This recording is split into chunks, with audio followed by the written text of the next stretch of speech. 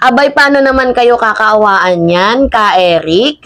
Paano kayo kakaawaan yan, Madam Lorraine Badoy, kung yung mismong lagay nyo dyan sa house detention ay napakaganda ng inyong mga postura, na tila baga parang hindi kayo nakakulong.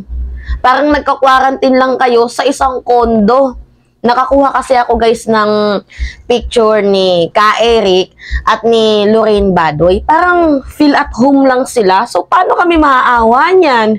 Kahit nag-hunger strike kayo niyan. Sa mga hindi nakakaalam guys, nag-hunger strike itong si Ka Eric at si Lorraine Badoy. Syempre meron pa din naman guys care ang house kahit papano at chinek up itong dalawang to. At lumabas naman guys ay normal naman ho, si Celis, si Badoy, normal ang kondisyon matapos ang house check-up. So, normal naman ho ang kanilang kondisyon kahit ang iniinom lang nila ay tubig. Tubig lang pala sila kasi nakalagay dito sa balita. Kinumpirma ni House Secretary General Reginald Velasco na naka-liquid diet lamang ho sina Sunshine Media International SMNI Lorraine Badoy at Ka Eric mula nung December 6, 1 p.m. So parang feel ko hindi din nila mafe-feel yung totoong hunger strike kasi may tubig pa sila eh. Mas maganda sana para mas realistic yung walang tubig tapos yung lagay nyo dyan ay walang kutsyon, walang aircon, yung talagang literal na nasa presuhan ba. Pero hindi guys eh. Ang ganda ng lagay Pakita ko yung picture. Tingnan niya. Yan. Tingnan nyo si Ka Eric. Walang kumot, walang kulambo. Parang it only means na meron hong aircon sa loob ng lugar na yan, sa loob ng house detention. Ang ganda ng lagay guys, tingnan nyo.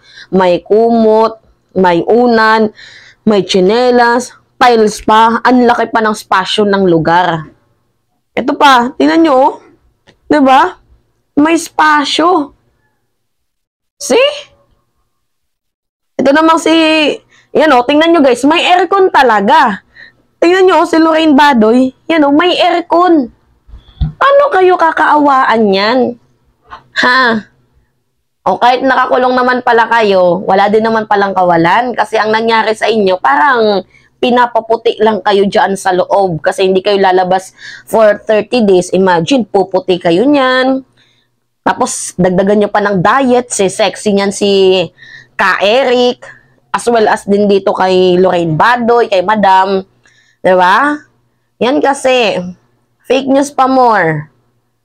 Tapos guys, sabi din dito sa balita, ito, pakita ko sa inyo SMNI host Celis Badoy, posibleng magpasko sa detention. Talaga nga namang 2023 ang pinakamalas na Pasko nyo sa buong, naitala sa buong buhay nyo, no? Sa kulungan kayo, house detention kayo magpapasko. Pero anyway, madami din kayong kasama dyan. Nakakulong man kayo, pero madami kayong kasama dyan. Kasi meron dyan mga naka-assign eh. Diba? Yan yung napapala ng mga nagpa-fake news. Tapos wag na din kayong umasa kung sakali mo makiusap kayo na magpapasko kayo sa kanya-kanya yung mga bahay. Kasi 30 days, susundin natin kung ano yung nakalagay sa batas. Diba? Paano kami maaawan yan sa inyo? Bakit? Naawa ba kayo sa mga taong na-red tag nyo? Naawa ba kayo sa mga taong ginawa kayong source of information kahit mali-mali yung information nyo? Diba? At saka ito yung guys yung malala. Nag-vlog si Harry Roque. At saka sa mga hindi nakakalam, itong si Harry Roque humingi ng tulong sa ibang other mainstream media na tulungan daw sila kasi sila lang din daw yung magkakampihan, mga media company. There's nothing wrong naman if maghingi ka ng tulong, pero mali naman kasi sa part na maghingi ka ng tulong na yung gusto mong tulungan, puro bahid ng kasamaan, puro bahid ng kasinungalingan. May issue sa ownership. May issue din yung mga broadcaster kasi hindi accredited. Hindi miyembro ng KBP, kapisanan ng mga broadcaster ng Pilipinas. Tapos, bukod sa hindi na nga sila miyembro, may defects na din sa ownership, pati ba naman yung pagbabalita, misleading pa. Tapos, kilala pa na toxic yung station nyo. Diyan nagsasalita si Harry Roque. Diyan nagsasalita si former President Rodrigo Roa Duterte. Lahat ng mga DDS na bumibirada sa administrasyon ngayon, diyan nagsasalita. Tapos sasabihin nyo, fair and balanced kayo. Si Digong in-interview nyo, bakit si Romualdez hindi? Diba? Nakakaloka. Tapos ngayon, hihingi kayo ng tulong sa ibang other mainstream media. Sa tingin nyo, sino yung tutulong sa inyo? Ha? Kung ganyan yung ginagawa nyo. Okay na sana eh. Alam nyo guys, supposedly, before, I used to idolize SMNI. Kasi sabi ko, SMNI, truth that matters. Yan ho yung tagline nila. Pero nung bigla ang mga ilang ano lang, you know, pagka ano mismo ni Pangulong PBBM, pagka sakay niya bilang Pangulo, okay pa, pinapagtanggol niya pa yung Pangulo. But then lumala na tong issue na to nang dahil lang sa confidential funds eh. Nang dahil lang talaga sa confidential funds, nagka-leche-leche na lahat. Tapos yan na, nagsimula na yung mga accusation na itong si House Speaker daw binasbasan para ipa-impeach si VP Inday. Yan ho yung accusation ni Ka Eric nung una. And then, sumunod, ito na, 1.8 billion. Eh, sino ba namang hindi magre-react sa inyo? Alam nyo, ginagamit ang social media para ho maka-receive yung mga tao ng news. Ma-update sila sa eksenang ganap dito sa ating bayan.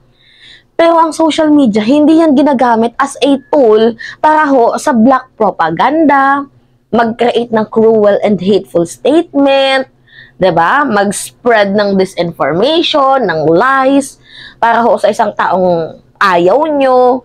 Hindi po ginagamit ang social media sa ganoong pamamaraan. Kaso wala eh. 'Di ba? Ngayon guys, hindi na suspension yung sa kanila, revocation na. Revocation na oh. To, pakita ko sa inyo. SMNI franchise revocation likely, House leader. So basically guys, revocation, tatanggalan na sila ng prangkisa. Eh, may mga procedure din naman kasi guys, iba yung procedure ng suspension, iba din yung procedure ng revocation. Kapag suspension, ang pwedeng gumalaw lang dito, yung Congress at yung NTC, pwede na yan, ipasuspend. Pero ang suspension guys, may specific time frame. Kunyari, 1 month silang hindi makakapag-ere on air. 'Di ba? May specific time frame. Ang revocation guys, wala ho yung specific time frame kasi nga, revoke na mismo, wala na kayong prangkisa. Tatanggalan na kayo ng franchise para mismo mag-ere, free air. 'Di ba? Mag-free air TV. Tatanggalan na kayo. So anyway, ang gagawin ho ni yung mga nasa Congress ay pagbobotohan nila to. And pag napagbotohan nila, magpapasa sila ng bill na i-revoke itong prangkisa ng SMNI. So, 'di ba? Kung sinabi mo na lang kung sino yung source mo, talaga nga namang apakatigas din. Ayaw i-reveal ang kanyang source. Ano yung nahantungan nyo? Hindi kasi, guys, sabi niya nagtatanong lamang daw siya eh. Meron bang nagtatanong na nag-aakusa? Meron bang nagtatanong na nag-aakusa? Iba kasi yung questioning sa nag-a-accuse ka ng tao. Ay nako, kailan kaya itong magbabago sila?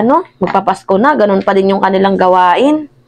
Anyway, tapos sasabihin ni sino ba yung matabang yun? Si Topacio, na if you are a public official, you should not be onion skinned.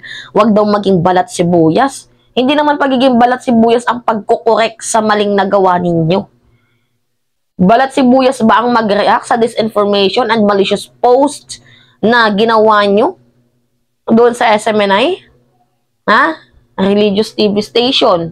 Tapos, ang toxic ng diba? Hinaluan ng politika. Anyway, well, kagaya nga ng sinabi ko, paano maawa ang sambayan ng Pilipino sa kay Itlog at kay Lorraine Badoy ko. Ang ganda din naman pala ng kalagayan nila dyan sa sa house detention. Aircon pa. Nakakapag-cellphone ba si Ka Eric? Ay si Lorraine Badoy, nakakatawag-tawag pa ba?